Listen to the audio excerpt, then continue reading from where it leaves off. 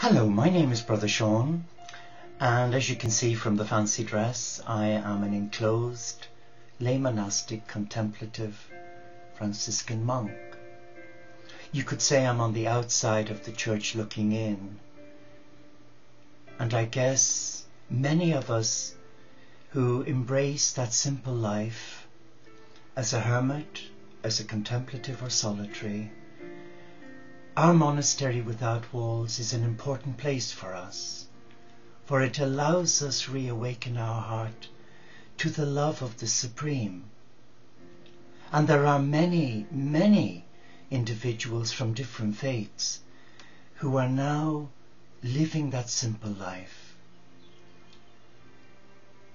But what is so interesting, I was a member of a group for a few years prior to becoming a monk. And you know what was so amazing?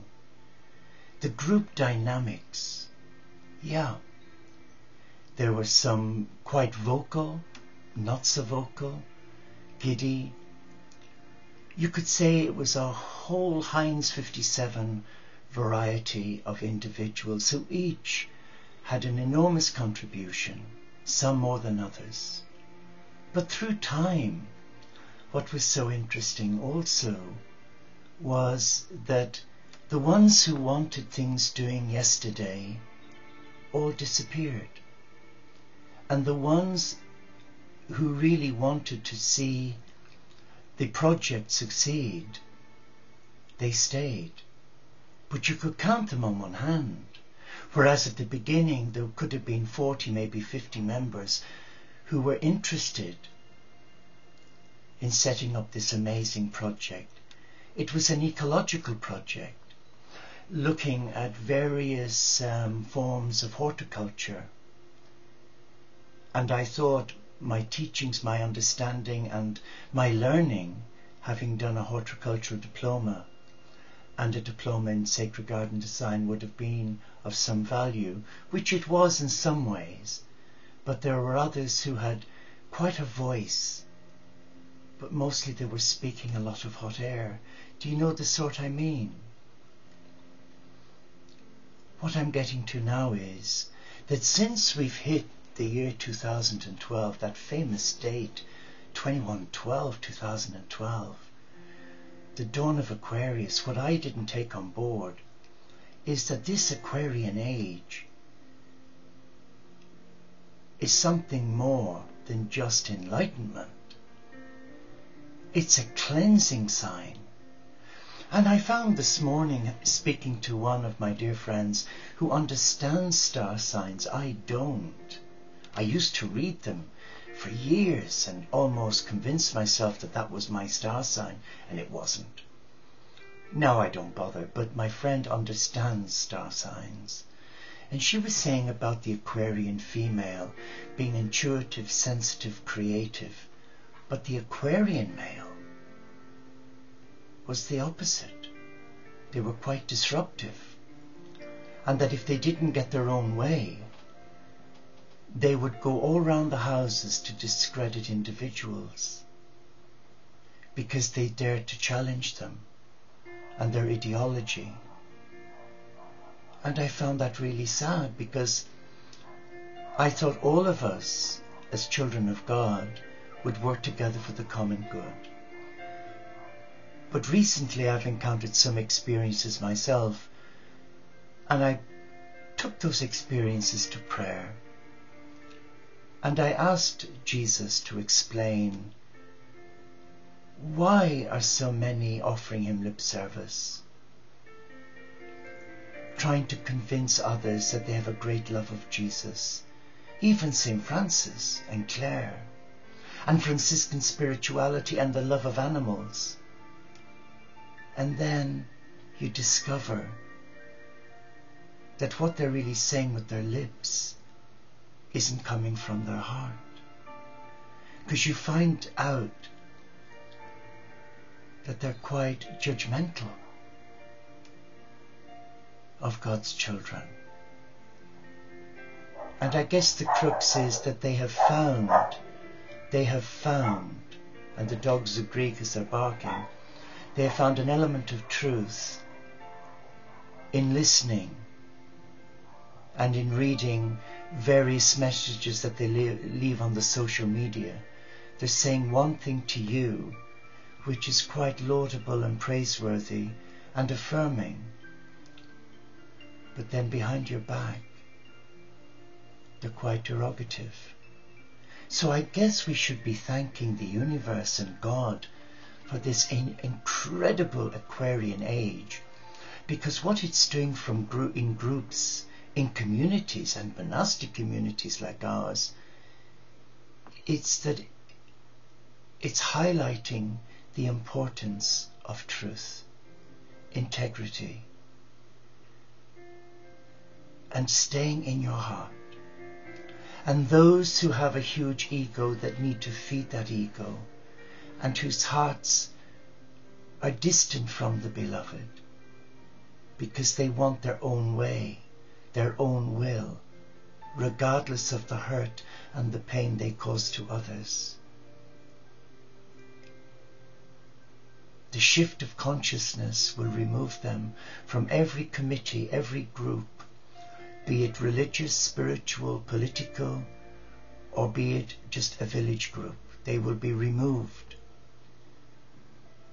because they're just all hot air and dangerous. But in my quiet time this morning, as I walked along the estuary, I'm asking Jesus, how does one prepare to face the Judases, as I would call them, from coming into your community or group? And he said, you offer them the same love and help and support as you would another, but be on your guard. Not be so vulnerable or gullible, and not be so trusting with your innermost thoughts. Hold a lot back.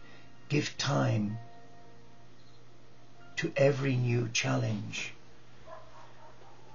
And I'm sharing this to prepare you, if you're running a group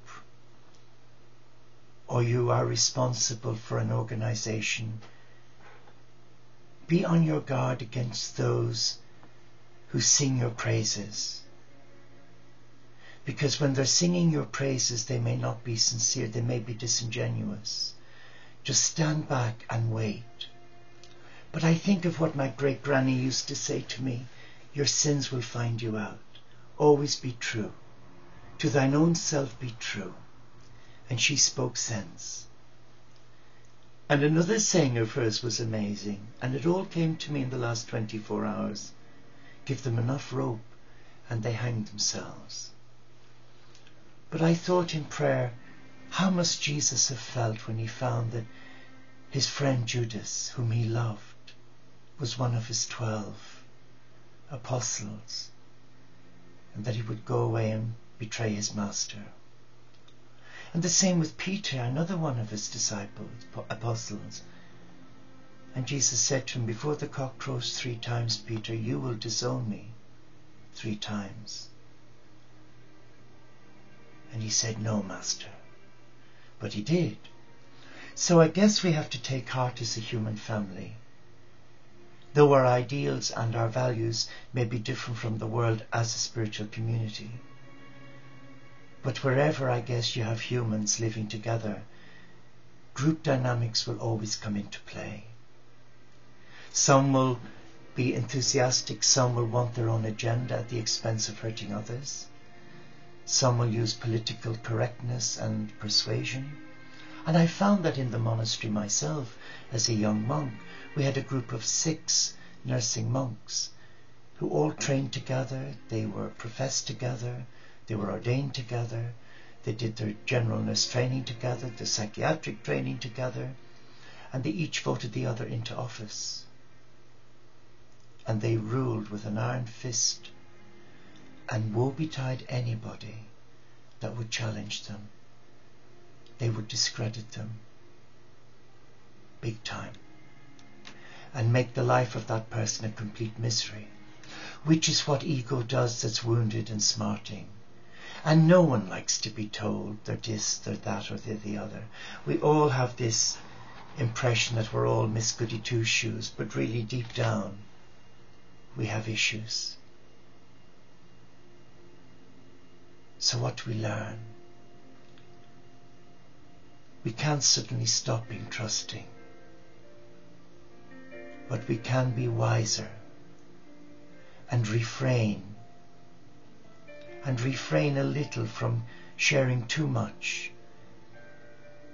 and keeping a distance, a healthy distance, and allowing this amazing age, the dawn of Aquarius, to reveal to you and me those who are genuine and to those who are disingenuous, and to protect ourselves and not seek to retaliate with negativity,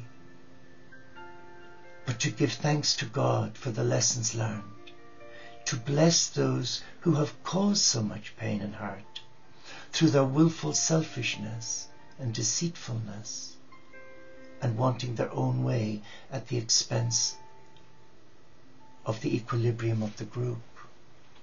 So there is a positive, and the positive is this: we are protected and spared by the love of God.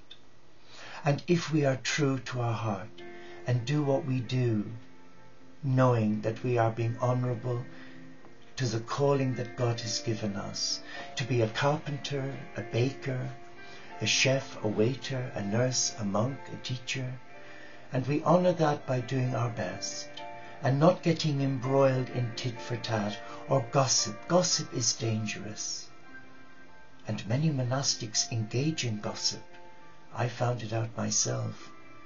But for a community to stay vibrant, for a group, a village group to stay healthy, it must have clear boundaries and ground rules, and that is to nip gossip and dissension in the bud. And if anyone accuses anyone of anything, I remember as a nurse manager in charge of a busy acute medical unit in Manchester in the late 80s, you would come across a member of staff who would be, they would always be complaining about someone saying something about them. It was almost a paranoid thing. I would always say, I'm willing to listen, I'm willing to support you, but please will you bring the person here with you who has supposedly said this about you, and then the three of us will sit down informally and we will address the issue lovingly and professionally. They would usually stand up, huff and slam the door. Clearly there was no truth in the accusation. They were stirring it for that person.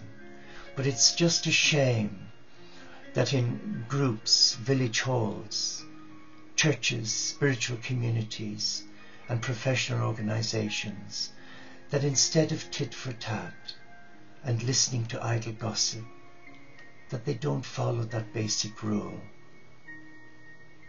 by bringing in the person who's allegedly said this and sitting down and being truthful. But I guess integrity, truthfulness, honesty are bywords today. So if you're struggling because of what others have said about you, bless them, forgive them in your heart, distance yourself from them, but do not hate them or despise them, for it's counterproductive. That's what the evil one wants you and I to do, to seek revenge, to retaliate. That is not the way. That's not the simple way, and that's not the Franciscan way. The Franciscan way is not to get embroiled in such discussions, and to bless the perpetrators, to let them go and hand them over to God. I hope what I've shared has helped, and I hope that it's eased some of the burden of guilt that you may be feeling, or anger in your heart at those you love who've betrayed you. Namaste. Take care and God bless you. And thank you. But remember, be strong.